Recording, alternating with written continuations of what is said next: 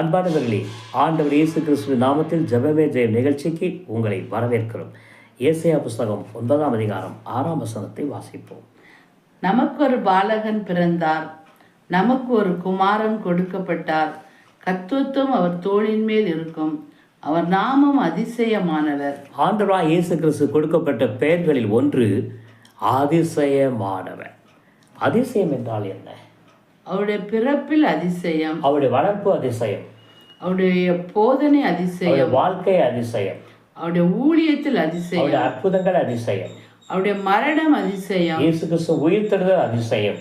நம்ம வாழ்றதே அதிசயம் தாங்க. ஆமாங்க, உண்மைதான் சொல்கிறோம். நாங்கள் இருவரும் வாழ்வதே அதிசயம். பாவிகளாய் இருந்த எங்களை ஆண்டவராய் இயேசு கிறிஸ்து ரட்சித்து எங்கள் பாவங்களை மன்னித்து எங்களுக்கு வாழ்வு கொடுத்துருக்காருங்க, ஜீவன் கொடுத்துருக்காருங்க. இன்றைக்கு ஊழியக்காரிகளாக எங்களை வைத்திருக்கிறார். கர்த்தருடைய ஊழியத்தை செய்ய தேவன் கிருபை செய்திருக்கிறார். உங்கள் வாழ்க்கையிலும் அதிசயமான காரியங்களை கர்த்தர் செய்வாங்க. இந்த பண்டிகை நாட்களில் நாம் கடந்து வந்திருக்கிறோம். வருஷத்தின் கடைசி நாட்களில் நாம் கடந்து வந்திருக்கிறோம். கவலைப்படாதீங்க, பயப்படாதீங்க. ஆண்டவர் உங்களுக்கு பெரிய காரியங்களை செய்ய போகிறார். ஏனென்றால் அவர் பேர் அதிசயமானவர். பார்த்தீங்களா? அதிசயங்களை செய்து உங்களை சந்தோஷப்படுத்துவார், உங்களை மகிழ்ச்சிப்படுத்துவார். நீங்கள் செய்ய வேண்டியது இந்த அதிசயமானவரை நம்புங்க. அதிசயமானவருக்கு உங்கள் வாழ்க்கையை ஒப்பு கொடுங்க. ஆண்டவர் அற்புதமாய் நடத்துவார்.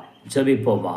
அன்பின் பிதாவே, அதிசயமானவரே, உமது பிள்ளைகளுடைய வாழ்க்கையில் என்னென்ன காரியங்கள் குறைவு இருக்கிறதோ அந்த குறைவெல்லாம் நீக்கி அதிசயங்களை செய்யும்படியாக ஜெபிக்கிறோம்.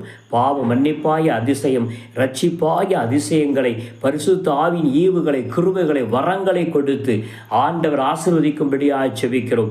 எல்லா தேவைகளும் சந்திக்கப்படட்டும், வியாதிகள் சுகமாகட்டும், பாவ சாபங்கள் நீங்கட்டும், கட்டுகள் உடையட்டும், தடைகள் விலகட்டும், திருமண தடைகள் விலகட்டும், குழந்தை வாக்கியம் உண்டாகட்டும், வேலையில் இருக்கிற தடைகள் விலகட்டும், வியாபாரத்தில் தொழில் இருக்கிற எல்லா குறைவுகளை நீங்கட்டும். நீங்கள் அதிசயங்களை செய்து இந்த பண்டிகை நாட்களில் மகிழ பண்ணுங்க.